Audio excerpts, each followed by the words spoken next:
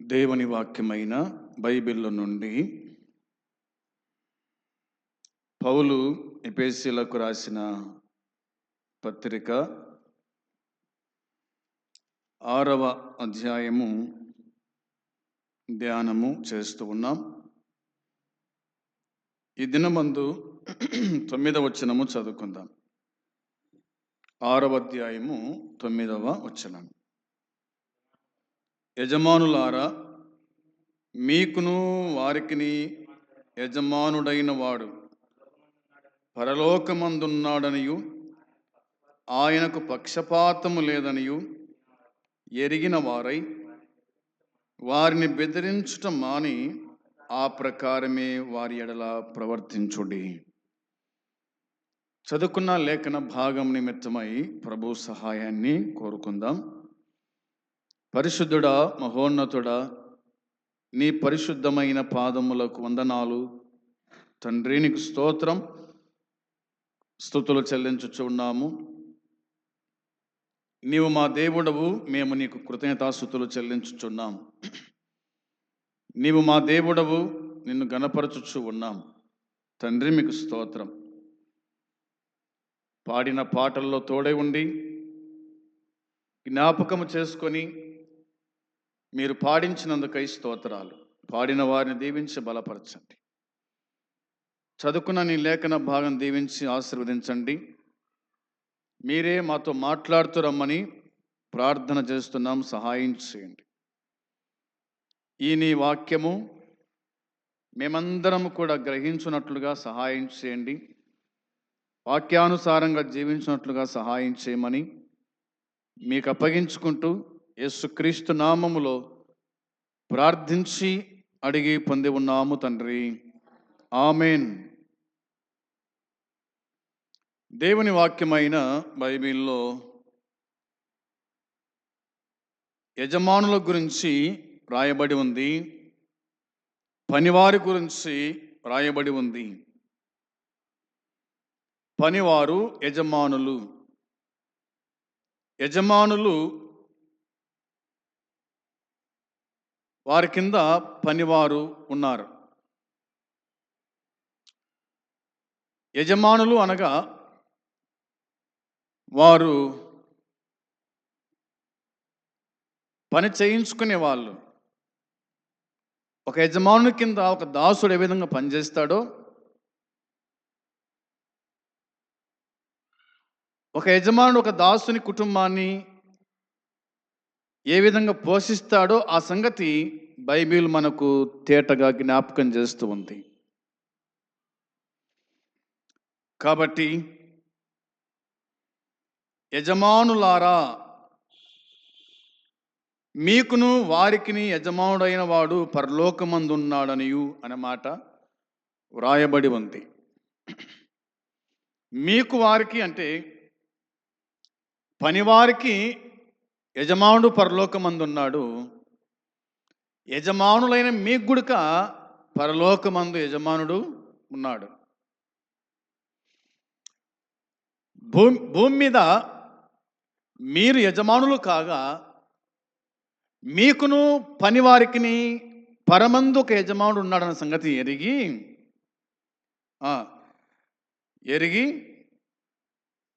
ఆయన పక్షపాతము లేదనియు ఎరిగిన వారై అన్నమాట ఉంది. అంటే ఆయనకు యజమానుడని పక్షపాతం లేదు, ఆయనకు దాసుడని పక్షపాతం లేదు.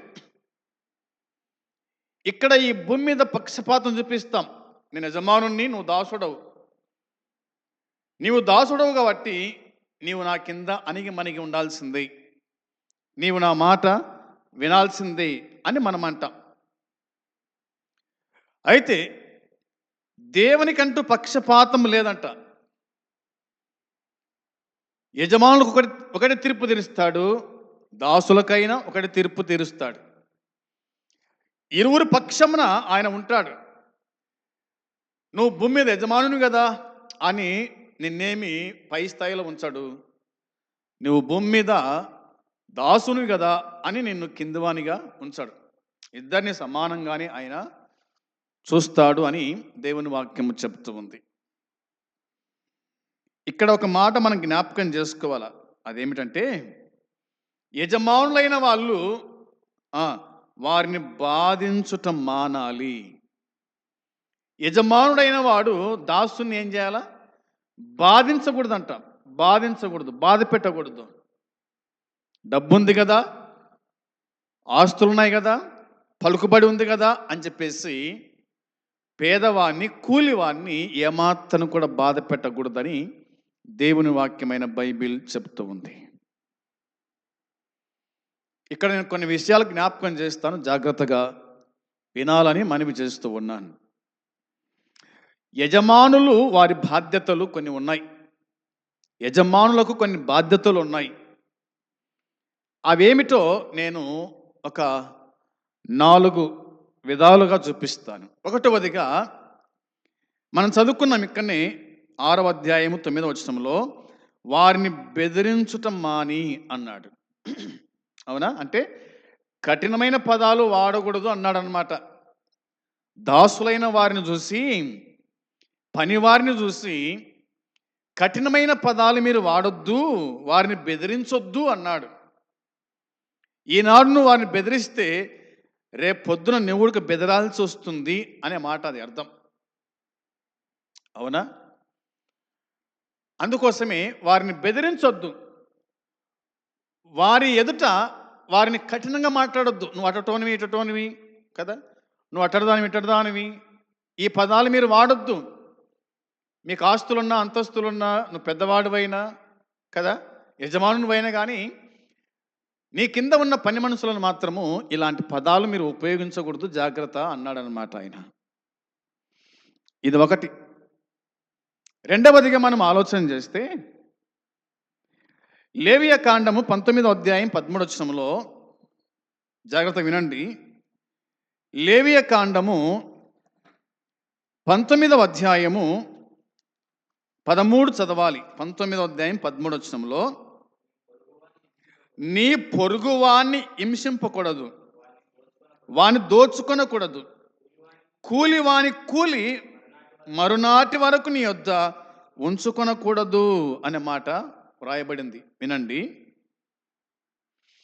దేవుడైన యెహోవా ఇశ్రాయేలు ప్రజలకు చెప్పిన మాట ఇది.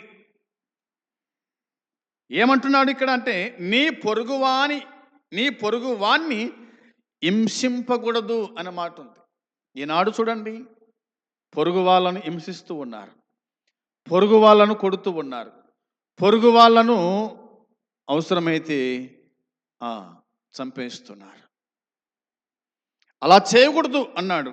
అంటే ఏమన్నాడు ఇంకా అంటే, వాని దోచుకొనకూడదు అన్నాడు. అంటే నీ పొరుగువాన్ని దోచుకొనకూడదు, నీ పొరుగువాని సొమ్ము ఆశించకూడదు,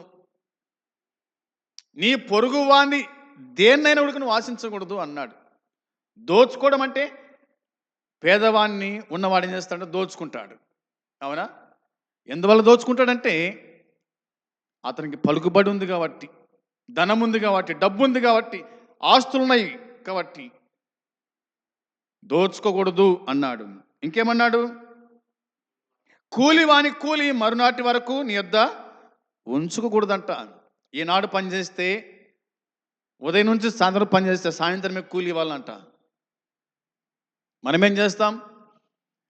6 రోజులు పని చేయించుకొని, అవునా, సోమవారం నుంచి శనివారం వరకు పని చేయించుకొని శనివారం సాయంత్రం ఇస్తాం, లేదా ఆదివారం ఇస్తాం. అట్లా ఎగుడుదు. ఏ రోజు కూలి ఆ రోజే ఇవ్వండి అన్నాడనమాట దేవుడు. అర్థమైంది విషయం? ఏ రోజు కూలి ఆనాడు ఇవ్వండి. ఎందుకంటే ఒకవేళ అతనికి తిన్నికి ఏమి లేదేమో, తినకపోతే పని చేస్తాడా? అవునా? తినకపోతే పని చేస్తాడా? పని చేయలేడు కదా. కాబట్టి ఇది మాత్రం గుర్తుంచుకుందాం. కూలి వాని కూలి మరునాటి వరకు నీ యొద్ద ఉంచుకొనకూడదు. మరునాటి వరకు నీ యొద్ద ఉంచుకొనకూడదు. ఎందుకు ఉంచుకోకూడదు అంటే, వాక్యమే చెప్తున్నమాట.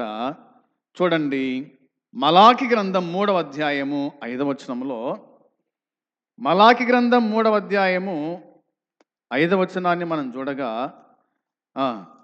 ఇలాగా దేవుని వాక్యం చెబుతూ ఉంది. తీర్పు తీర్చుటకై నేను మీ యొద్దకు రాగా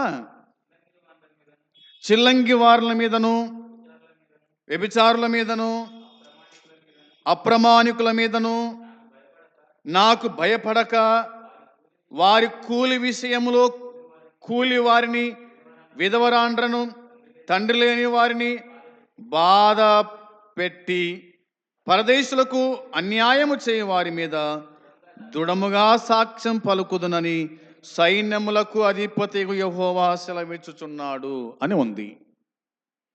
వినండి బాగా. నాకు భయపడక అని ప్రభు అంటున్నాడు. అవునా? నాకు భయపడక, యజమానులారా వినండి, నాకు భయపడక వారి కూలి విషయంలో కూలి వారిని విధవరాండ్రను తండ్రి లేని వారిని బాధ పెట్టు పరదేశులకు అన్యాయము చేయ వారి మీద దృఢముగా సాక్ష్యం పలుకుదునని సైన్యములకు అధిపతి యెహోవా సెలవిస్తున్నాడు. వారి పక్షాన ఎవరున్నాడంట? దేవుడున్నాడంట. పేదల పక్షాన దేవుడున్నాడు, విధవరాన్ల పక్షాన దేవుడున్నాడు, తల్లిదండ్రులు లేని పిల్లల పక్షాన దేవుడు ఉన్నాడు. నేను సాక్షినై జీవిస్తాను, మిమ్మల్ని దండిస్తాను అని దేవుడు పలుకుతున్న మాట ఇందులో మనకు కనిపిస్తూ ఉంది. ఆయన సైన్యములకు అధిపతియగు యెహోవా సెలవిస్తున్నాడు అనేది అర్థమైంది. ఉదాహరణకు ఒక మాట చూడండి. నిర్గమాకాండము 22వ అధ్యాయంలో ఒక మాట చూడాలి మనం. 22వ అధ్యాయము 26-27 వచనాలు. 26-27 వచనాల్లో, నీవు ఎప్పుడైనను నీ పొరుగువాని వస్త్రమును కుదవగా తీసుకున్న ఎడల సూర్యుడస్తమించు వేళకు అది వానికి మరలా అప్పగించుము. వాడు కప్పుకొన్నది అదే, అది వాని దేహమునకు వస్త్రము. వాడు మరి ఏమి కప్పుకొని పండుకొనును? నేను దయగలవాడను, వాడు నాకు మొరపెట్టినడలా నేను విందును అన్నాడు. నేను దీనికి ఉదాహరణ చెప్తున్నా అంతే. ఏమిటంటే, ఒకవేళ నా కాడ డబ్బు లేదు, నా కాడ ఒక వస్తువు ఉంది, ఆ వస్తువు నీకు కుదవబెట్టినాను అంటే 100 రూపాయలకు 200 కుదవబెట్టినాను. పెట్టిన తర్వాత వాడు ఇవ్వకపోయినా కానీ ఆ యొక్క దుప్పటి కానీ వస్త్రం కానీ నువ్వు తిరిగి వెళ్ళి సాయంత్రం మనకు వెయ్యి.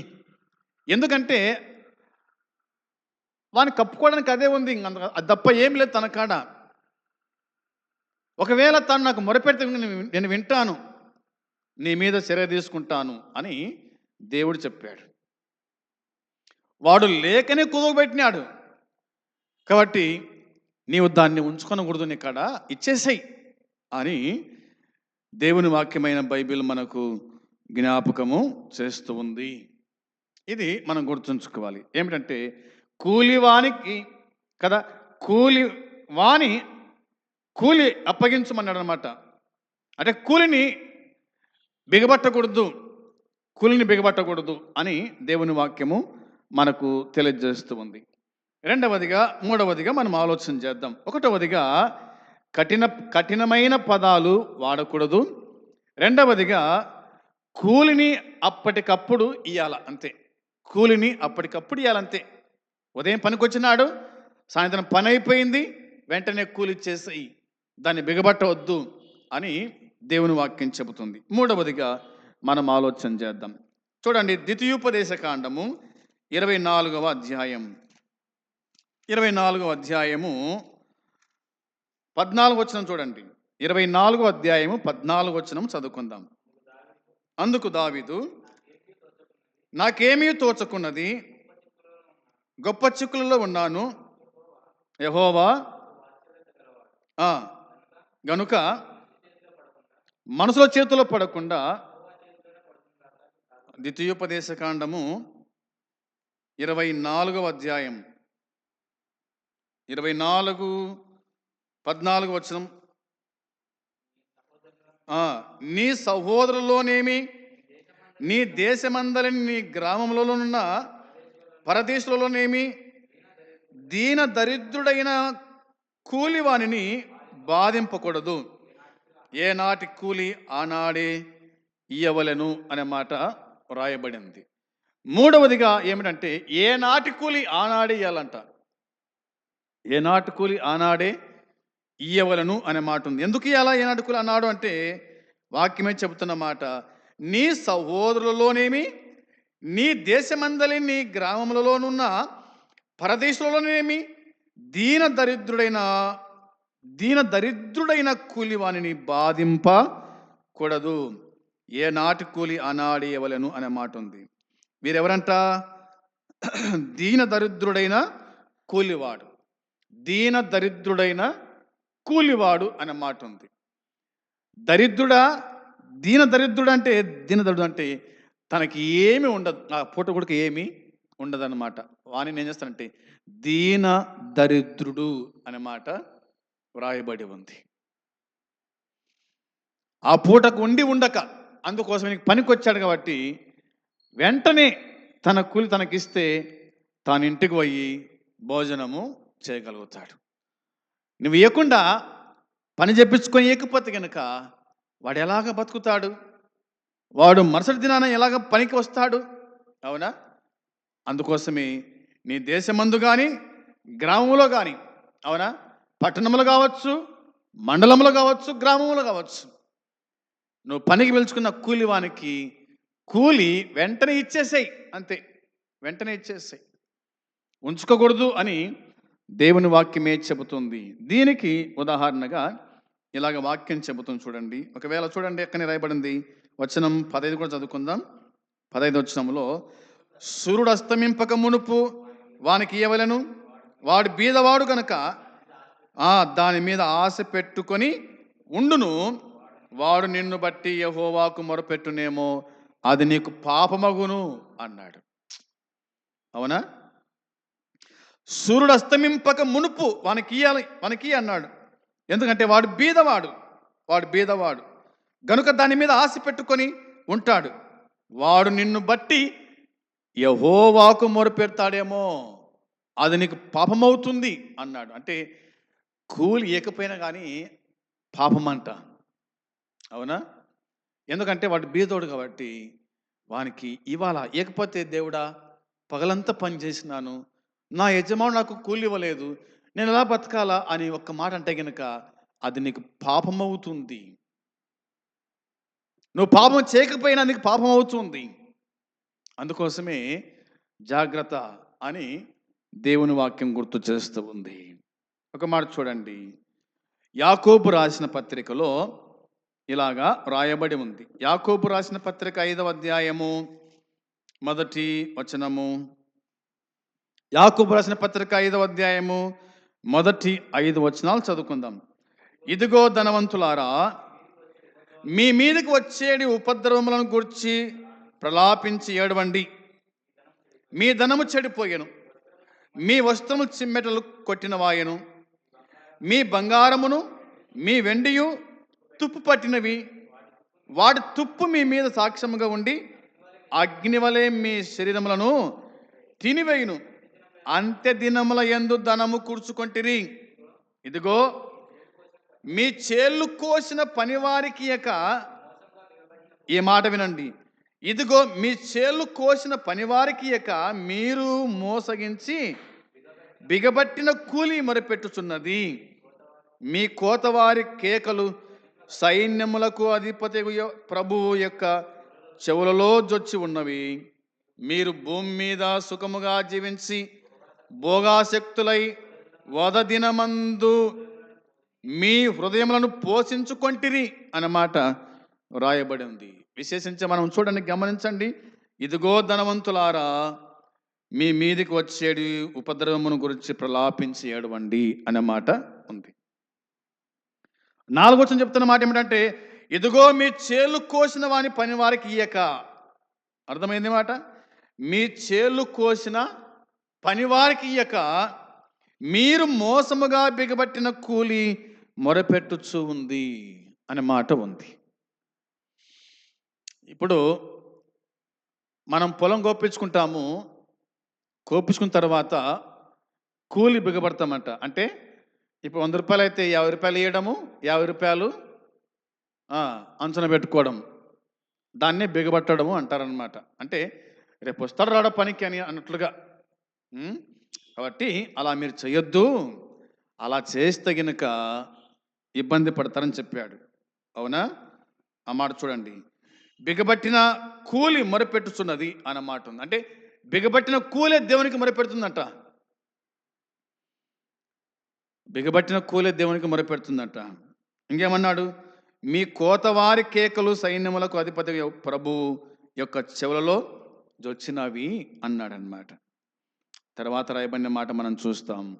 మీరు భూమి మీద సుఖముగా జీవించి భోగాసక్తులై వదదినమందు మీ హృదయములను పోషించుకొంటిరి జాగ్రత్త అని వాక్యం చెబుతుంది. అందును బట్టి ఏమాత్రం కూడా కూలిని మనం బిగబట్టకూడదు. ఏనాటి కూలి ఆనాడే ఇవ్వాలా అనేది మనకు అర్థమవుతుంది. ఇది మూడవది. నాలుగవదిగా నేను మీకు జ్ఞాపకం చేస్తాను. యోబు గ్రంథము చూడండి. యోబు గ్రంథము 31వ అధ్యాయము 13వ వచనం.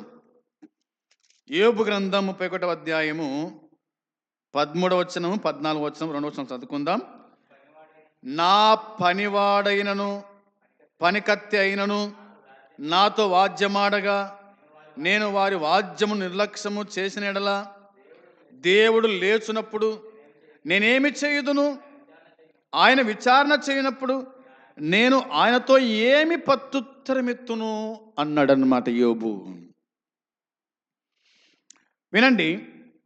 నా పనివాడైనను పనికత్తైనను నాతో వాద్యమాడగా నేను వారి వాద్యము నిర్లక్ష్యము చేసినడలా. నిజమే, పనివాడు పనికత్తే కూలేకపోతే ఏం చేస్తారు? వాళ్ళు యజమానుని మీద వాద్యం ఆడుతారు, అంటే కొట్లాడతారు. ఏమయ్యా, పొద్దుందుకులు పని చెప్పించుకొని లేదా వారమంతా పని చెప్పించుకొని మాకు కూలేకపోతే మేము ఎలా పోషించబడతాం? మేమేమి తినగలుగుతాం? అవునా? మేము తింటేనే కదా పని చేసేది, నువ్వు ఇస్తేనే కదా మేము పనికొచ్చేది అని వాద్యం ఆడితే ఆ వాద్యం నేను నిర్లక్ష్యం చేసినడలా అని అన్నాడు యోబు. ఇంకన్నాడు, దేవుడు లేచినప్పుడు నేనేమి చేయుదును? అవునా? దేవుడు నా మీద లేచినప్పుడు నేనేం చేస్తాను అంటూ ఇట్లా అన్నాడు అనమాట. ఆయన విచారణ చేయనప్పుడు నేను ఆయనతో ఏమి ప్రత్యుత్తరం ఇస్తాను? అవునా? యజమానులైన వారులారా, దేవుడే మన మీదకి లేస్తే వాద్యం ఆడితే ఏమి సమాధానం చెప్పగలుగుతారు మీరు అని అన్నాడు. దీనికి ఒక ఉదాహరణగా ఒక మాట ఏంటంటే, ఇలాగ వాక్యం చెబుతుంది. లేవియ కాండం 25వ అధ్యాయము 42, 43 వచనాలు చూడండి. లేవియ కాండం 25వ అధ్యాయం 25వ అధ్యాయము 42, 43 వచనాలు. ఏలయనగా వారు నాకే దాసులై ఉన్నారు, నేను ఐగుప్తులో నుండి వారిని రప్పించి తిని దాసులను అమ్మినట్లు వారిని అమ్మకూడదు.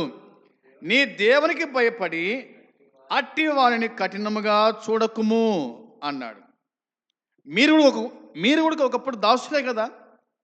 అవునా? ఐగుప్తు దేశంలో దాదాపుగా వాళ్ళు 43 సంవత్సరాలు దాసత్వములో ఉన్నారు. మీరు దాసులే కదా. కాబట్టి ఏం చేస్తారంటే,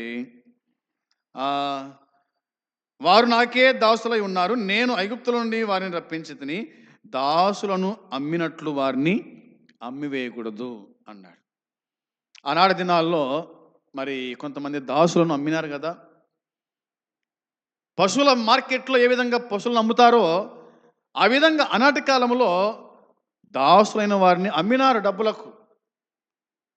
వారిని కట్టేసి ఒక పశువును, ఒక ఎద్దును, ఒక పొటేలును, ఒక కోడిని ఈ విధంగా అమ్మినట్టుగా అమ్మారు. కాబట్టి మీరు అలా అమ్మకూడదు, అలాగా అమ్మకూడదు అని దేవుని వాక్యము మన జ్ఞాపకం చేస్తుంది. ఎందుకంటే నీ దేవునికి భయపడి అట్టి వారిని కఠినముగా చూడొద్దు అన్నాడు. దేవునికి భయపడువాడు ఏమాత్రం కూడా ఆ పని చెయ్యడు అనేది అర్థమవుతుంది. 55వ వచనంలో ఇలా ఉందన్నమాట. 55వ వచనంలో ఏలైనగా ఇశ్రాయేలీలు నాకే దాసులు, నేను ఐగుప్తు దేశంలో నుండి రప్పించిన నా దాసులే, నేను మీ దేవుడనైన యెహోవాని. మీరు నాకు దాసులు, మీరు కూడా దాసులే. అవునా? మీరు నాకు దాసులు. అయితే మీరిప్పుడు యజమానులైనారు. మీ కింద దాసులున్నారు కాబట్టి వారిని అమ్మొద్దు. నేను మిమ్మల్ని విమోచించినాను. మీరు కూడా వారిని విమోచించండి. నేను మీకు దేవుడను. మీరు కూడా వారిని కాపాడండి అన్నట్టుగా ఆయన మాట్లాడినట్టుగా దేవుని వాక్యం మనకు చెబుతూ ఉంది. ద్వితీయోపదేశకాండం 5వ అధ్యాయము వచనము 12 కూడా మనం చూస్తే ఇలాగ దేవుని వాక్యం చెబుతుంది. ద్వితీయోపదేశకాండము 5వ అధ్యాయము 15వ అధ్యాయము 12వ వచనం. 15వ అధ్యాయము చూడండి, 15, 12లో రాయబడిన మాట, నీ సహోదరులలో ఎబ్రియుడే గాని ఎబ్రియురాలే గాని నీకు అమ్మబడి 6 సంవత్సరములు నీకు దాస్యము చేసిన ఎడల 7వ సంవత్సరమున వారిని విడిపించి నీ యొద్ద నుండి పంపివేయి అన్నాడు. 6 సంవత్సరాలు దాసత్వం చేసిన ఎడల 7వ సంవత్సరం వారికి విడుదల చెయ్యి, వారిని విడుదల చెయ్యి అన్నట్టుగా మాట్లాడినట్టుగా దేవుని వాక్యము చెబుతుంది. కాబట్టి ఆ విధంగా మనము జ్ఞాపకం చేసుకోవాలా. ఎబ్రిడే కానీ ఎబ్రియురాలు కానీ అన్నమాట కనిపిస్తుంది. కాబట్టి నీకు అమ్మబడిన ఎడల అమ్మిన వారిని నువ్వు ఖచ్చితంగా 7వ సంవత్సరం వారిని విడుదల చేసేయి. వారికి స్వాతంత్రం రావాలి, ఇంకా వారు స్వేచ్ఛగా బతకాలి అని దేవుని వాక్యమే మనకు జ్ఞాపకం చేస్తూ ఉంది. ఇది మనము గుర్తుంచుకుందాం. ఇది 4వదిగా జ్ఞాపకం చేసుకోవాలి. 5వదిగా చూడండి, చివరిగా ఈ మాట మనం జ్ఞాపకం చేసుకోవచ్చు. కొలస్సీలకు రాసిన పత్రిక 4వ అధ్యాయము 1వ వచనము చదువుకుందాం. 4వ అధ్యాయం 1వ వచనములో, యజమానులారా, పరలోకములో మీకును యజమానుడు ఉన్నాడని ఎరిగి న్యాయమైనదియు ధర్మానుసారమైనదియు మీ దాసుల ఎడల చెయ్యండి అనే మాట వ్రాయబడింది. అంటే న్యాయమైన పద్ధతిని అనుసరించండి అని అర్థం. న్యాయమైన పద్ధతిని అనుసరించండి అని అర్థం. అందుకోసమే యజమానులారా, పరలోకములో మీకును యజమానుడు ఉన్నాడని ఎరిగి న్యాయమైనదియు ధర్మానుసారమైనదియు మీ దాసుల ఎడల చెయ్యండి అనేది వాక్యము తెలియజేస్తుంది. అందును బట్టి యజమానులైన వారికి ఈ 5 పద్ధతులను దేవుడు తెలియజేశాడు. అనగా యజమానులు వారి బాధ్యతలు ఈ విధంగా నెరవేర్చాలా అనే సంగతి మనకు అర్థమవుతుంది. 1వదిగా మనం చూసినాం, కఠినమైన పదాలు వాడకూడదు. దాసులను చూసి, దాసురాలను చూసి కఠినంగా మనం మాట్లాడకూడదు. అయినా వారిని లెక్క లేకుండా మనము మాట్లాడకూడదు, జాగ్రత్త అని వాక్యం చెబుతుంది. 2వదిగా మనం చూసినాము, కూలిని అప్పటికప్పుడే ఇవ్వాలా. అంటే ఉదయం నుంచి పని చేస్తాడు కదా, సాయంత్రమే వాని కూలి వానికి ఇచ్చేయాలా అని దేవుని వాక్యం చెబుతుంది. ఇక 3వదిగా మనం ఆలోచన చేసినాము, ఏనాటి కూలి ఆనాడే ఇయ్యాలా అని వాక్యం చెబుతుంది.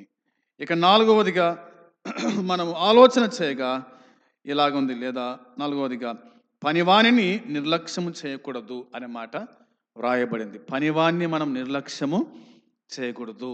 నిర్లక్ష్యం చేస్తే కనుక ఒకవేళ దేవుడు నిన్ను నిర్లక్ష్యం చేస్తాడేమో, జాగ్రత్త అని వాక్యం చెబుతుంది. 5వదిగా మనం విన్నాము, న్యాయమైన పద్ధతిని జరిగించు వారమై ఉండాలా. వారి పట్ల అన్యాయంగా ప్రవర్తించకూడదు, న్యాయమైనది చేయాలా. ఎందుకంటే వాక్యం చెబుతుంది, ఆయనకు పక్షపాతమేమీ లేదు. యజమానునికి పక్షపాతం లేదు, యజమానుని పక్షపాతం లేదు, దాసుని పక్షపాతం లేదు. ఆయన అందరికి తీర్పు తీరుస్తాడు అని ఈ మాట మనము గుర్తుంచుకోవాలా. ఎందుకు అంటే ఇలా వాక్యం చెబుతుంది చూడండి. కొలస్సీ పత్రిక 3:25లో, కొలస్సీ పత్రిక 3వ అధ్యాయము 25వ వచనములో, అన్యాయము చేసిన వానికి తాను చేసిన అన్యాయము కొలది మరలా లభించును, పక్షపాతం ఉండదు అని వాక్యము చెబుతుంది. అన్యాయము చేసిన వానికి తాను చేసిన అన్యాయము కొలది మరలా లభించుతుంది. అంతే. నువ్వు అన్యాయం చేస్తే అదే అన్యాయం నీకు చేయబడుతుంది. పక్షపాతం అంటూ ఏం లేదు. నువ్వు అన్యాయం చేస్తే నీకు అన్యాయం చేయబడుతుంది. కాబట్టి దేవుడు పక్షపాతి కాదు అనేది మనకు అర్థమవుతుంది. అందుని బట్టి జాగ్రత్త కలిగి జీవించుదాం. యజమానులైన వాళ్ళు మరి దాసుల పట్ల ఎలా ప్రవర్తించాలనో, ఎలా బ్రతకాలనో సంగతి మనం గుర్తు చేసుకున్నాం.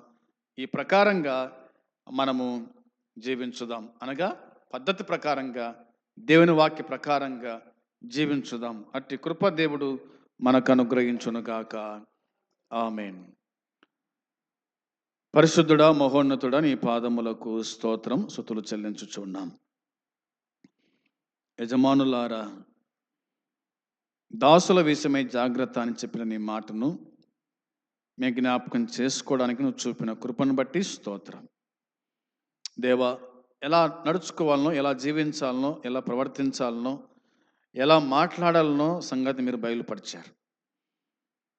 ఈ లేఖన భాగమును దీవించి యజమానులైన వాళ్ళు దాసుల పట్ల ఎలా ప్రవర్తించాలనో అర్థం చేసుకొని, మాకు కూడా నువ్వు పరలోకమందు ఉన్నావని సంగతి గ్రహించి న్యాయంగా, విధేయతతో, వినయముతో, భయభక్తులు కలిగి జీవించున్నట్లుగా నీ కృపా మెండుగా అనుగ్రహించి దర్శించి మీ కాపుదల దయచేసి నడిపించమని మీకు అప్పగించుకుంటున్నాం. దేవా, ఈ వాక్యం విన్నవారు ఉదయాల కార్యం జరిగించి ప్రతిఫలం దయచేయమని మా రక్షకుడైన యేసుక్రీస్తు పరిశుద్ధమైన నామంలో ప్రార్థించి అడిగి స్తుతించి వేడుకొనుచున్నాము తండ్రి. ఆమేన్. పరలోకమందున తండ్రి ప్రేమ, ప్రభు అయిన యేసుక్రీస్తు కృప, పరిశుద్ధాత్మ సన్నిధి సహవాసము కూడి వచ్చిన మనకు సకల పరిశుద్ధులకు ఇప్పుడు ఎల్లప్పుడూ సదాకాలము తోడై ఉండునుగాక. ఆమేన్. అందరికీ వందనాలు.